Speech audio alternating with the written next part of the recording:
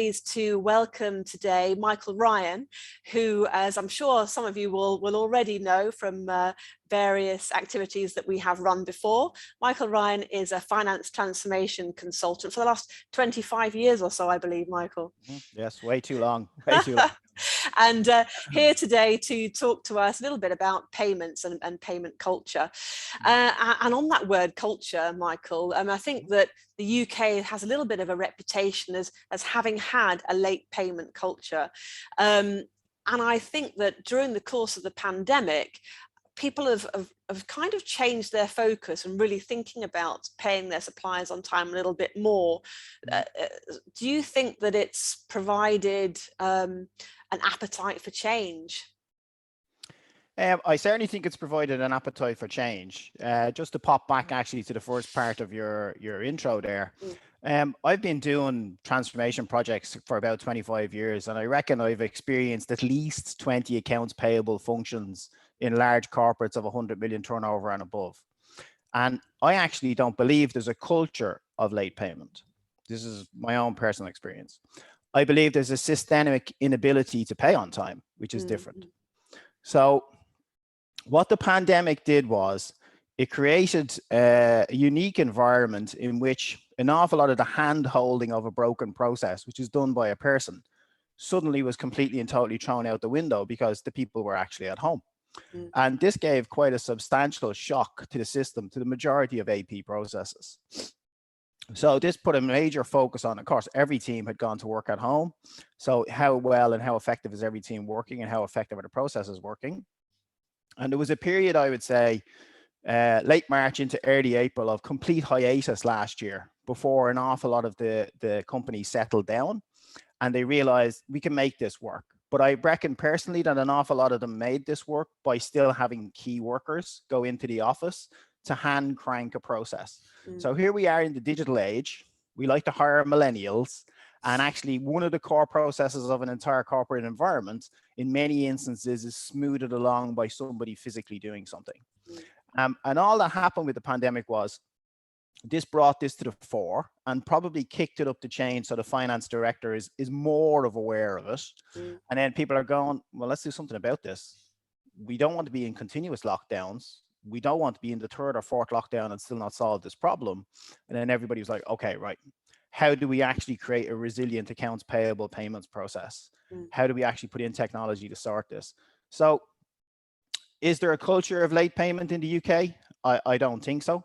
I think there's a systemic inability of medium-sized to large corporates to actually pay on time.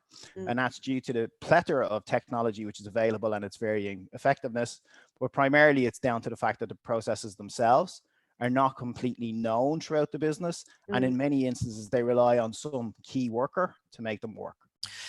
So I was going to ask, what do you think the main reasons are for companies not paying on time? So would you say that that's mostly a broken process, or what part do you think process or technology come into it? I think in a lot of instances, every company varies. They'll either have the top of the range piece of technology, but it doesn't work effectively, or they'll have some mid-range solution and its effectiveness varies and so on and so forth. Everybody will tell you the same thing. If we don't have a common, consistent process that everybody knows and adheres to, it doesn't matter what the technology is. Yeah, you can make an accounts payable process work once you know what the process is. And invariably, it comes down to priorities. So if a finance director sits there and he's deciding what he wants to spend his money on, the accounts payable process sometimes falls down the list of priorities. It's not invested in. And only when it becomes a serious problem, if the business itself is under pressure and it has cash flow problems, it has suppliers screaming, and indeed it has supply chain problems, then it comes to the fore and somebody has to do something about it. Whereas on an ongoing basis from a year to year, it's not top of the list of priorities for a finance director unless they've decided to engage in a major finance transformation program. So perhaps, like you're saying then, now that it has been brought to the fore because of the events of the pandemic, it has raised the attention of the finance director, like you're saying. So perhaps things will change a little bit. I think, to be honest with you, sometimes you get a slap over the head in order to learn something. And over the course of the last 12 months or so, we've repeatedly had to deal with lockdowns of varying degrees. So when you have a process which is so fundamental to the operation of the business itself, and you know that it's weak, you know that it's got flaws in it, and you know that it's basically reliant upon single points of failure, you're actually derelict in your duty as a CFO, finance director, depending upon the size of the business, if you actually don't do something about it. So you've had the wake-up call. It's like the wake-up call to the health service. How do we prepare for the next pandemic? Yeah. This is the wake-up call for finance functions. Fix the broken processes, put in technology that's effective, and most importantly, ensure that the business and the centralized finance team in whatever function it's in, they all know the process and they adhere to it, and there's a control process around it, and somebody enforces it. That's key, isn't it? Actually, are people aware of it? You know, are the people that are going to be involved in making it happen actually properly aware of it and the process that go into making it work? You'd think the answer would be yes, but as you and I both know, it's quite often not the case.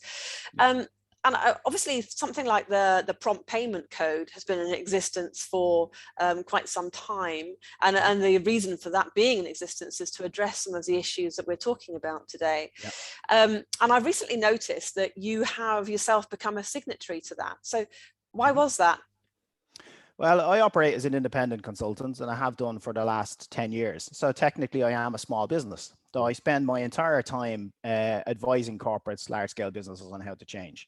So I decided that the most important thing to do is to lead by example. Rather than go in and pull apart someone else's account payable process and tell them this is what you need to be doing, I go, okay, well, let's set the example. I believe the prompt payment code is a fantastic vehicle to show what your intention is. So I went through the process to see what it was like to sign up to it, because I'm going to now insist that my future corporate clients, they sign up to it. Or I'm going to ask them, well, explain to me why not, because I actually am a small business. Yeah. And the process was relatively straightforward. It was all done online. And I had been vetted and gone through the process in less than 48 hours, and I was signed up to the code. I actually have within the ecosystem of how my business works, an awful lot of other small businesses who are part of the network who help me deliver what I deliver. And my approach to payment is very, very simple. If you do a job for me, I pay you. You give me a bill today, I'll have it in your bank account by this afternoon. Because I work on the basis that you've done the job, so you can have it. If you walked into Tesco's in the morning and walked out with a trolley, do you think they'd let you do it without paying for it? So it's such a basic transaction, isn't it? A basic fundamental human transaction that we've been going through thousands and thousands of years. You'd think we would have it off pat by now, but what would you say to companies that continue to pay late or don't pay on time? I think, to be honest with you, we're in an age at the moment in which the corporate responsibility of large businesses is more and more to the fore. We actually have the first generation of people who actually are selecting who they want to work for based on the level of corporate awareness, social awareness and corporate responsibility of particular businesses. And I actually think this is a key thing. There's actually something in the region of 6 million businesses registered in the UK. I tell you straight away, 90% of them are small businesses of less than 10 people. Now, you're not setting the right example if you actually can't pay those people on time, because you to them are everything as opposed to the other way around. Yeah. And I like the strap line used by the Small Business Commissioner, that you're basically keeping a small business person awake at night. And I think this is important, and I think it should be reinforced. And in instances of consultants like myself and all the people who work in my kind of job, we should be telling this to our clients all the time. This is the end result of your process failing to work. And you're so right about it having a reputational impact as well, and how that can then attract millennials or Generation Z to actually come and work for you, because they do have that choice now. And I think that, I don't know if you'd agree, that I think that if you've got that part in place as well, it actually indicates that other elements are going well for the business too, and vice versa. Yes, it's a red flag for me at the moment. Now, generally, when I take on a client or I start discussions with a client, I tear apart their annual report. So if I don't see any indication that they've signed up to this, that's the first question I'll be asking when I'm talking to the FD.